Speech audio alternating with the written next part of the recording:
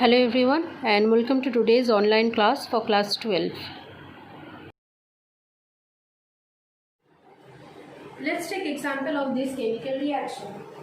In this chemical reaction, A of A is reacting with B of B, produce C of C and D of D.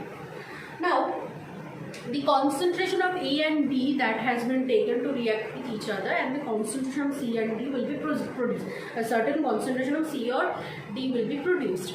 We now know that if you take a certain concentration of A and react that certain concentration of B, not the entire concentration of A and B will be react with each other to produce C and D. There are certain concentration that will not react at all with each other. That's why a new term known as active mass concentration has been introduced. Active mass is that fraction of the mass, is that portion of the entire concentration which actually take part in the chemical reaction. So when I'm saying I'm taking certain concentration of A and certain concentration of B and then the reaction is happening, I'm not particularly saying that the entire reaction will happen with the entire concentration of A and B. The reaction will actually happen with the active mass of A and active mass of B out of the entire concentration of A and B. So in determining the potential of a particular electrode reaction, the potential of the electrode is found to be depend on this active mass of the species that are participating in the chemical electrode reaction, and this relationship has been expressed in the form of Nernst equation.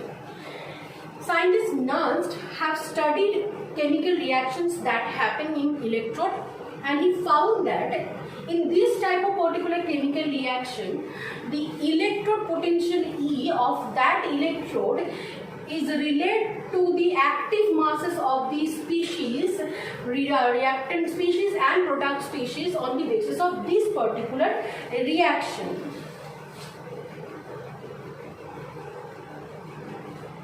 This is saying that electrode potential E equals to E naught minus of RT by NF ln of active mass of C whole to the power C. These whole to the power C are nothing but the stoichiometric coefficient of the product C. I have taken the active mass of this product C power to the power the stoichiometric coefficient and multiplied active mass of D whole to the power stoichiometric coefficient D divided by active mass of A whole to the power stoichiometric coefficient A multiplied active mass of B whole to the power stoichiometric coefficient of B. That is ln of active mass of products raised to their stoichiometric coefficient divided by product of the active mass of reactant, each raised to their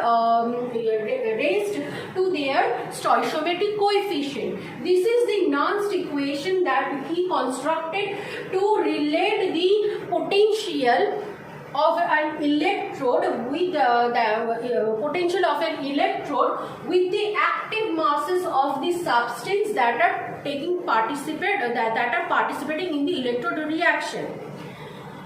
E naught, this value is a constant value known as a standard electrode potential. This T is the temperature at which the reaction is happening in that particular electrode, and this temperature is taken in the unit of Kelvin. This F is the Faraday's value, R is universal gas constant, and N is the number of electrons that are being transferred in the reaction during the reaction in the electrode. So this is the generalized Nernst equation for to relate the electrode potential with the active masses of the substance that are taking part in the reaction that is happening in that particular electrode. Now we know that electrode potential of an electrode is related with the active masses of the species that are taking part in the electrochemical reaction by this Nernst equation. Now this Nernst equation can be simplified by like this: E equals to E naught minus this ln can be transformed into log by multiplying 2.303 RT NF. Then it will be log of A of C whole into C multiplied A of D whole into D, A of A whole into A multiplied A of B whole into B. Now this A of C, A of B, A of A and A of B represents the active masses of the product and active masses of the reactants that are taking part in this electrode reaction. Active masses of ours, that is that amount of mass that are taking part in the chemical reaction. For concentrated chemical solution, the entire mass actually do not take part in the active masses, but that is not the case for dilute solution.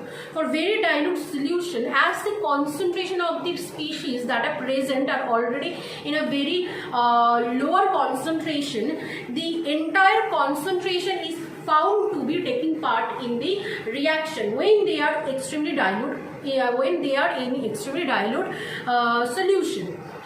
That's why the active mass for a very dilute solution is found to be equal, almost equal to the concentration of the each species. That's why for dilute solution this Nernst equation can be replaced with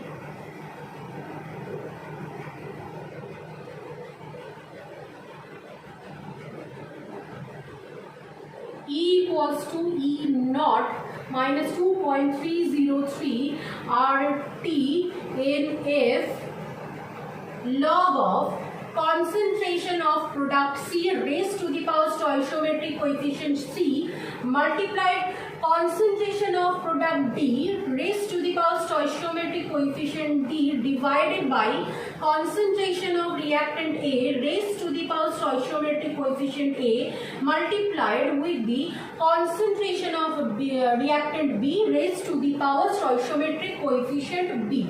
So the active masses of each individual species taking part in this electrode reaction is replaced with the concentration of each species raised to their stoichiometric coefficient, because now we are considering only very dilute solution. So this is the Nernst equation for dilute solution. Not only this modification, as potential depends on the temperature, when we are going to represent potential or try to express potential, we have to take a certain temperature. This certain temperature is taken as at T equals to 25 degrees Celsius. When T is taken as T equals to 25 degrees Celsius, and by putting all these remaining values, R is the universal gas constant, F is the Faraday's number, by placing their individual values and taken T as 25 degrees Celsius in Kelvin scale, the Nernst equation will become E equals to E naught minus of 0.593 divided by N. Sorry, I have made a little bit of mistake. It should be 0.059 by N log of C raised to the power stoichiometric coefficient C, concentration of D raised to the power stoichiometric coefficient D divided by concentration of A raised to the power stoichiometric coefficient A multiplied concentration of B raised to the power B. So this is the modified or simplified Nernst equation to relate electrode potential of an electrode with the concentration of the species that are taking part in the electrode reaction, and we are going to use this simplified Nernst equation in our further study. The simplified version of Nernst equation is this one.